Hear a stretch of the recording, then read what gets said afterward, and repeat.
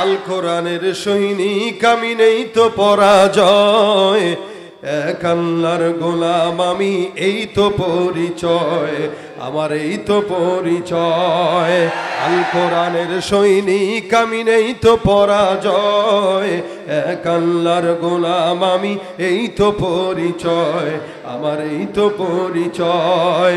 এই পৃথিবীর সবই নকল, এই পৃথিবীর সবই নকল, আসল কিছুই নয়, এক আল্লাহর গোলাম আমি, এই তো পরিচয় আমার, এই তো পরিচয়।